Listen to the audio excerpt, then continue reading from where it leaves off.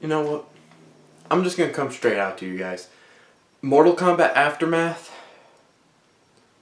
it's good. I mean, Jesus God, this is so good for Mortal Kombat. Like, oh my God, I had to take I had to take a month at least to analyze it, and everything was just so good. It was so creative that it brought Mortal Kombat to life, and I'm getting a hold of my so I'm gonna start this off piece by piece. So right now we're gonna go on to the side dish, the main course, and then dessert. I don't really have any words, so let's get on to the side dish. So you're probably wondering what the side dish is. The side dish is like the additional stuff, friendships, characters, and the stages. We're not really getting into the nitty-gritty stories, so here's where we're going to start off. We're going to start off on friendships and then end it off on stages. So what are friendships in the game? Friendships is an alternate way of, instead of finishing off your foe or your opponent, it's more of a happy variant of a fatality. It's kind of like a mercy, but it's in a different way of a cinematic output on some of the characters. Just take a look, for example.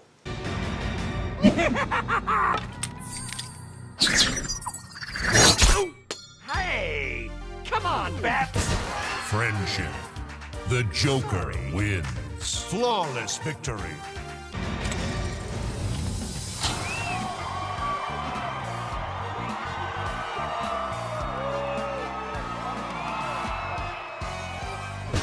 Friendship.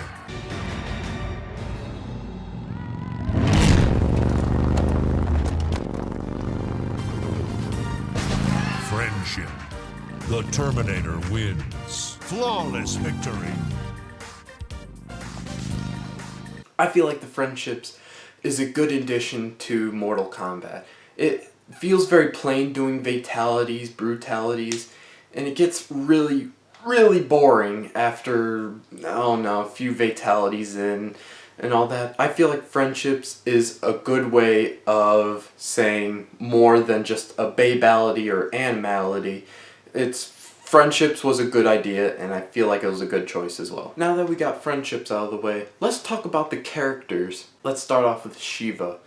Shiva sounds really good on a piece of paper, and her voice actress is not really the best, but it's not the greatest either. And yeah, I get it. Shiva as a character for voice actresses were never really meant to have that really barbaric woman of a Shokan that we all know, because look, for an instance, Mortal Kombat 9. For the Shokan!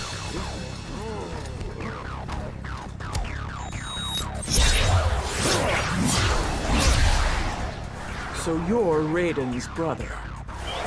We are partners in Earthrealm's defense. Are you also partners in incompetence? And now, Fujin. I really did have high hopes for this character, as a matter of fact. Fujin seemed great because we haven't seen him since MK10. That was hyping us up for MK11. And when MK11 came out, everything became a good to a... Hey, don't get me wrong, okay? Fujin's a great character, and he feels very smooth.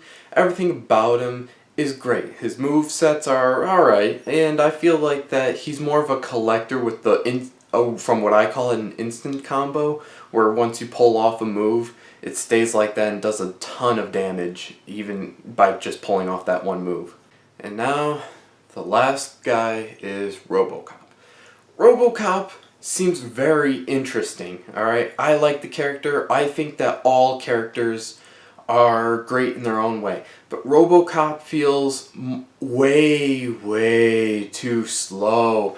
Everything about him, yeah, the pistol is alright, and all the move sets are fine. He's more slower than the Terminator himself.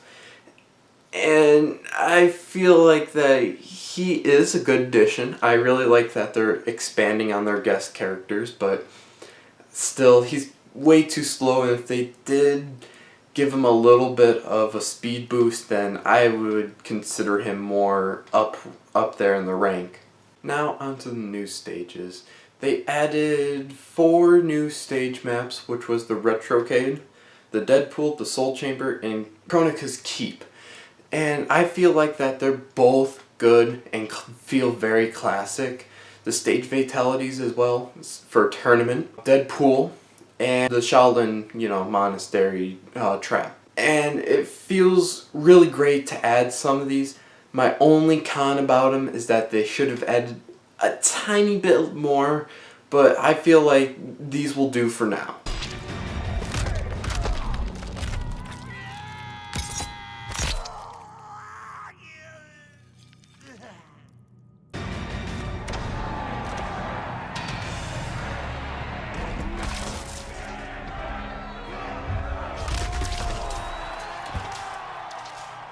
Fatality.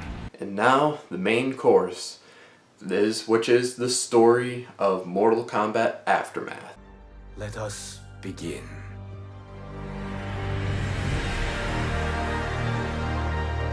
Now we're going to talk about the story. Now I'm going to keep it spoiler free so that you guys can enjoy it for yourselves.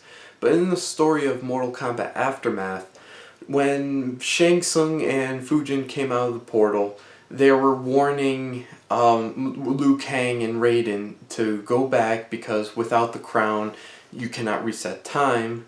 And Fire God Liu Kang was like, alright, sure, I'll stay here, and I'll let you guys go fetch the crown. And it seemed so naive that all the people that kind of worship the Elder Gods, except for Raiden, because he is one, but Raiden, Fujin, Nightwolf, they all band together, and it's like a deadly alliance, but different. And I actually really, really like some of these scenes. For example, a lot of the choreograph is excellent, and I love them.